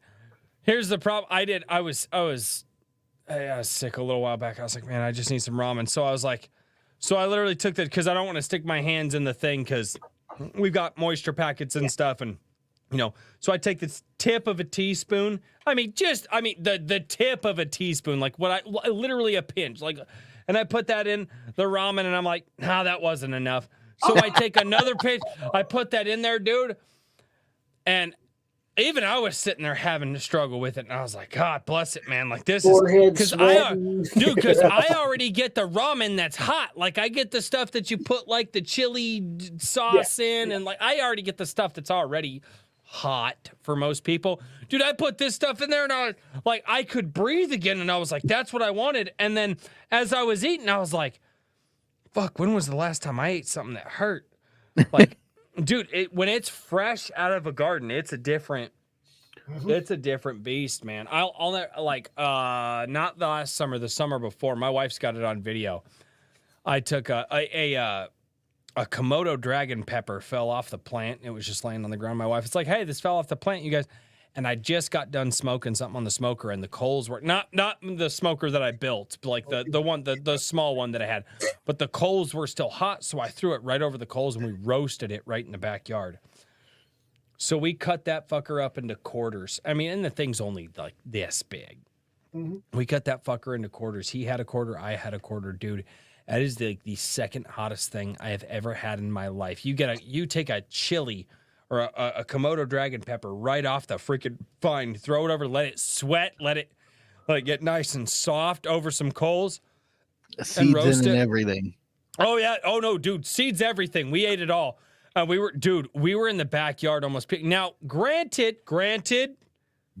we may have already been a 30-pack in.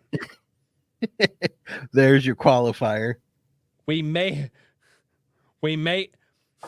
People be like, Roy's, a 30-pack? Yes, and that was because they showed up late. I don't think you guys understand. When my buddies show up, my liver hurts for a few. Dude, 2 years ago, my buddy Matt shows up on a Thursday night. We had a 30-rack of beer. He didn't get to my house until 6 o'clock that night. We went to bed at 10. We finished off a 30-pack between the two of us. And we didn't start drinking until, because hi, how you doing? How's everybody doing? It was about 6:30. We crack over. So in 2.5 hours, we finished off 30 beers between the two of us. We sit there on Saturday. All right, starting to cook food. We're starting to smoke some stuff. We're like, all right, we're gonna take it easy. We started taking, about noon, 1 o'clock. We cracked the first beer. We're taking it easy. We're slowing. My other buddy comes in the backyard. He goes, all right, bitches, we're going to put the Czech liver light on, and sets down a 30-pack. And between the three of us, we proceeded to drink a 30-pack. And I think we drank 45 beers between no, maybe more. I don't know. Sunday, we get to Sunday. We kill another one, and now we're doing like craft beers too. Craft beers. I think there was some alcohol in there. And then Monday we didn't drink much because, admittedly, we're both starting to hurt. But Monday I think we killed 18 between the two of us, and we were taking it easy that day, dude. And you guys saw the after effects on this in the chat. I didn't fucking sober up until Thursday. I was hurting so fucking bad. I don't think I drank that Wednesday night for comic. I think Comic Shop Wednesday happened, or my Wednesday night stream happened. Dude, I was like, this is one of the worst feelings on the planet. I was like, guys, I am still like, dude, I hurt for 3 fucking days. Dude, the guys at work were like, safety man, you okay? I was like, no, I am not okay. I am not okay. Enlarge that. Go ahead and enlarge that avatar real quick.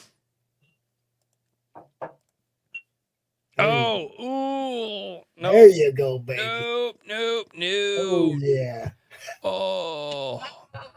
Oh. Oh, yeah. That's the shit right there, boy. Oh. Man. Come on, baby. Come on, tequila. Oh, yeah. Nope. If I drink, tequila it's usually makes me violent. If I drink at all, it's usually a scotch. Bulletproof, oh. So, tequila is a happy. I can't tequila anymore. I didn't. I made poor choices with tequila back in the day. Nope. I made I can't even smell it anymore. Those are the poor choices that I made. And it involved Taco Bell. Tequila makes me violent, dude. It involved Taco Bell, Mountain Dew, and a night of drinking, and I can't tequila anymore. I trashed an entire 2-bedroom apartment after a bottle of tequila. I probably should not have done that and possibly could have died, but instead the apartment suffered. If I drink whiskey, I'm like 10 foot tall and bulletproof, and I'm nowhere near 10 foot tall. So, dude, I'm so glad I don't have that, man. I'm so glad I don't have that. Oh, but I can drink Jaeger, I can drink tequila, and be happy. I know what you're talking about though, because I have this Southern Comfort. Is the same. Ooh, Southern Comfort's nice. I could get down with some Southern Comfort. Yeah. Oh yeah. I had one of those nights. What you were talking about. See, with Southern Comfort, now I can't smell it. I can't get near it. Oh, I get you. Yeah. No, dude. We had a Agua Vero, which is a tequila liqueur. Oh man, and oh dude. Well, here's the thing. This wasn't Agua Vero from the States. This Even was Agua worse. Vero from Mexico Even because my worse. dad had a bunch of his buddies. Mexico. Dude, it's so much better than the shit you can buy here.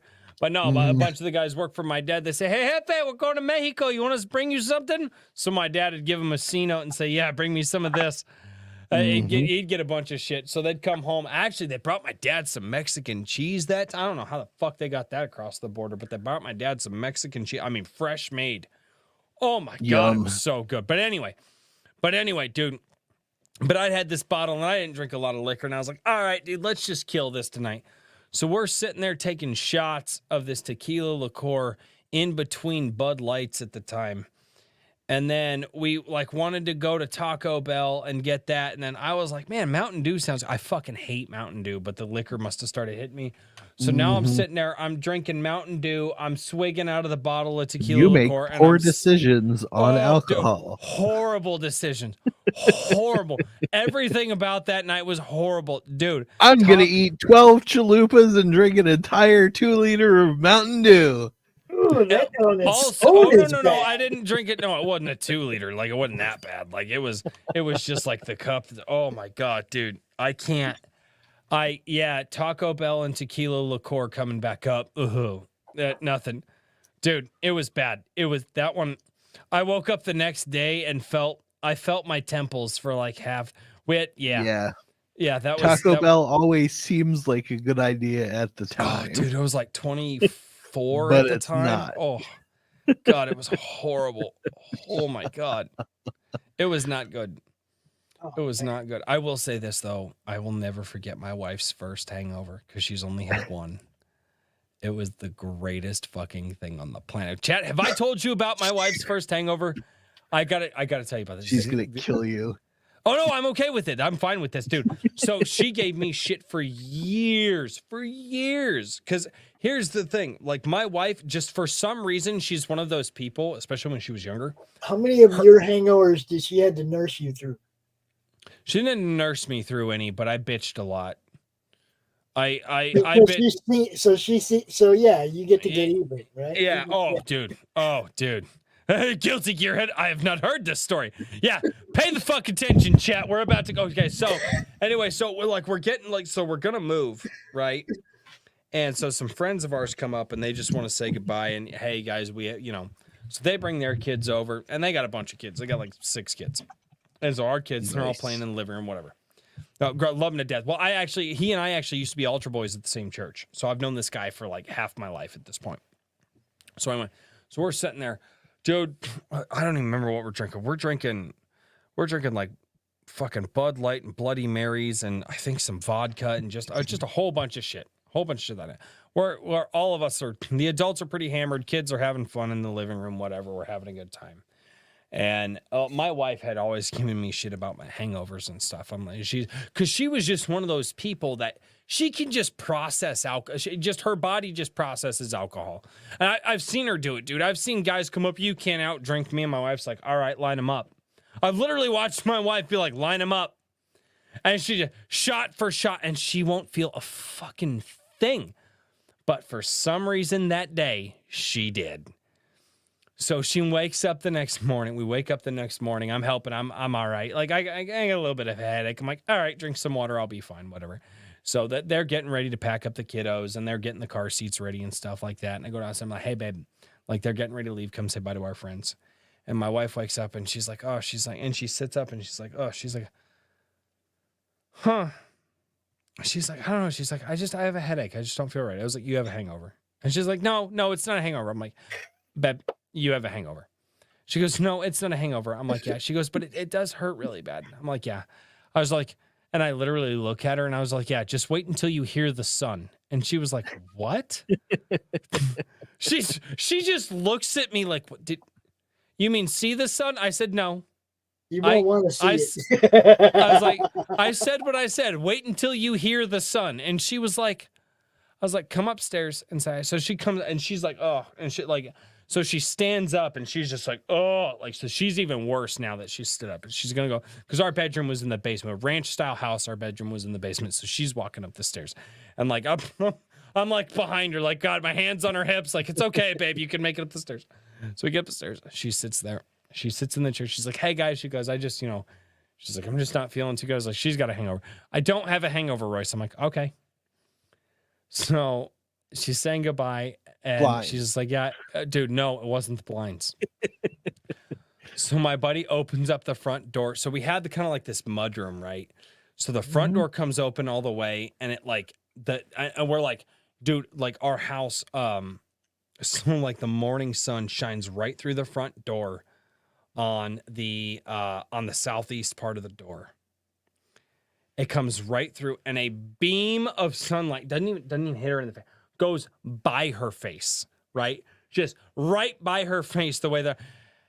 And she sits there, and she goes, "I have to go downstairs." And she gets up and she runs downstairs, and she goes and she hurls her guts up. That morning, dude, she was that gone.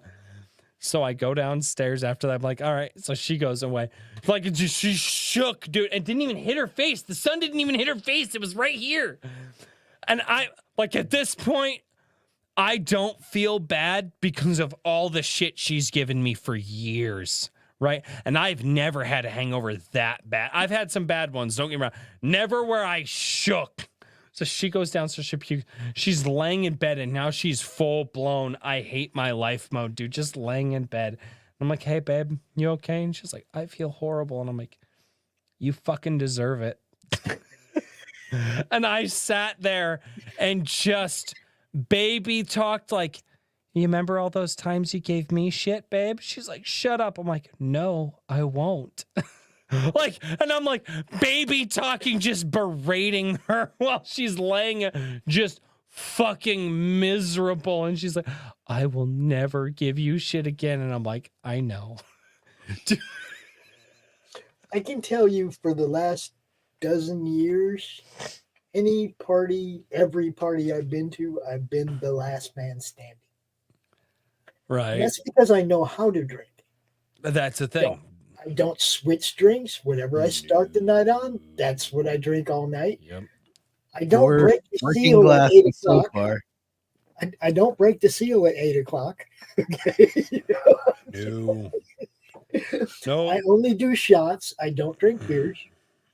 I don't See, and drink I can't- stuff that's going to run through me. Right? I just do shots. I do beer. I'm different than you. I do beer because my problem is, and this is anything. Water, coffee, iced tea, anything. Doesn't matter. I pretty much chug it.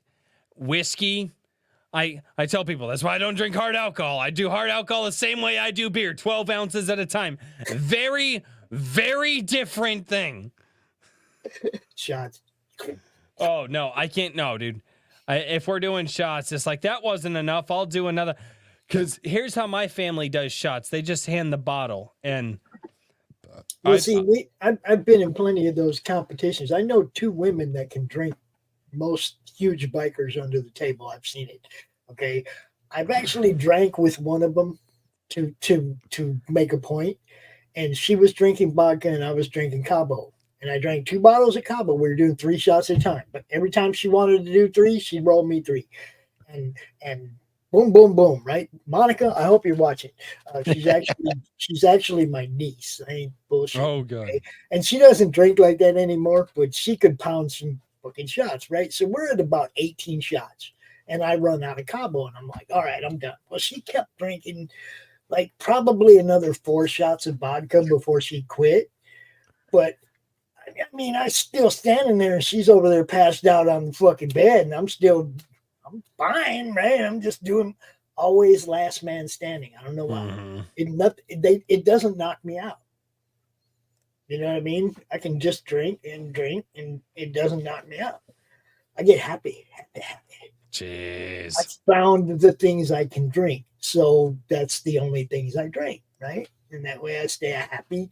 I have a happy drunk. I don't fucking, yeah, whiskey's bad. I love whiskey. I loved it in my 20s. I 'Cause I loved didn't it in care my then. 20s. I didn't care then. I care now. You know. I'm in my mid 40s and I still love whiskey. Oh, man. I see- do it once in a while. And again, I do And there's- like Fireball. I don't know why. I don't know why. Pops, we're not friends anymore. I Get the said fuck I off my don't know show. why. It's like it Taco doesn't Bell. fucking No, matter no, why. It's like Never Jack in the admit Box that you tacos. No. Yeah, it's like Jack in the No. Box tacos. You know it's No. not good for you, but you do it It's not anyway. even, oh no, you don't. Oh, and you did Jack You in the Mad Crack Dog tacos. 2020. Dude, that was look. That's like White Dude, Castle. Okay? No, the only in thing you do Arizona, from they don't Jack have in a White Crack Castle, is they there have is Jack in there. the Box. The only thing you do from Jack in a Crack is the fucking milkshakes that they have, dude. And they give you that And the 1 inch. shake machine's always down. You don't Dude, get those. Oh, Listen. that's bad. Dude, no. I knew the one to go to where I lived. I'm like, no, don't go to the other. This is the one you go to, and you get that one. You take, I mean, for like 45 minutes. But see, that 2 a.m. drunk got to eat something, Oh, dude. right? Okay. Waffle fries. In Minnesota, it was White Castle. You went for the gut bombs. In Arizona, it was Jack in the Box tacos, and it's an acquired taste. It's not something you eat any other time. You eat them when you're right. ripped in the middle of the night. The bar just We closed. had them, yeah. And then you suffer the day 99 after. cents for two Oh, of them, so right? bad. You fucking pound about 10 of them fuckers, man, and then you know. We had some places around us like I can't even remember. Pops, where can we find you? What do you do, good sir? Oh man. Okay. It begins on Facebook. That was one of the things I wanted to kind of reiterate. I started on Facebook. I went to Twitter. I try to promote people from both platforms because a lot of people don't interact on both. So you'll see me on Twitter dropping a Kickstarter that you might not have never seen because those people don't promote on Twitter. I try to bridge that fucking gap between the two social media sites as well. So you'll see a lot of Twitter people and Twitter stuff. You'll see a lot of Facebook and Kickstarter stuff. You know what I mean? It's like, because I started on Kickstarter with the comic related madness, the best kept secret on Facebook. You will find no drama. You will find no crap. People go there. They drop their links to their campaigns. They talk about each other's stuff. It's all cool. There's no fighting. You can scroll through days and days and days in that Facebook group and you won't see nothing but cool stuff. There you go, man. And I do regulate it. We don't let the SEO guys, the scammers, we don't even let them in the group. We ban them as soon as they try to. It's all comic fans. It's all comic people. We just hit 2,700 members. Just the other day, it was kind of cool. So, I mean, it's slowly, organically grown. The same with Twitter. You guys know I lost my Twitter account for a while. I got it back. I mean, it was kind of weird how that all went down, but I got my Twitter account back. The YouTube channel is kind of like taken off again the last couple months. We're pushing close to 1,000 subscribers. Can I tell you? I mean, the madness. We're everywhere. There you go, man. That's awesome, dude. Just keep growing. And remember, guys, speed bumps. All right? Speed bumps. Things are going to happen. They're going to get in your way. They're going to try and stop you. You high center your rear wheel up on top of that speed bump. And then you just punch the gas and you burn out off of that thing, man. And you keep going forward. And you blame Crom the troll. There you go. If it's internet related, you definitely can blame Crom. I do. I blame you guys. That's where I'm at. That's like you. You guys are the chat, so I have no other choice. It's true. And my favorite show that I'm doing right now is Through the Madness on noon on Monday. We go through the comic related madness on Facebook, and then we go through Fund My Comic, and we just highlight different campaigns. So that's kind of my favorite show that I'm doing right now because it's not regulated or no guest involved. It's just me and the chat. They say, hey man, I want to see this one, I want to see that one, and we highlight those campaigns. So can I tell you, man, I'm here to have fun, man, and I want to help promote you guys. I want to help you make money, and I want to just look. Somebody's going to do it. It might as well be us.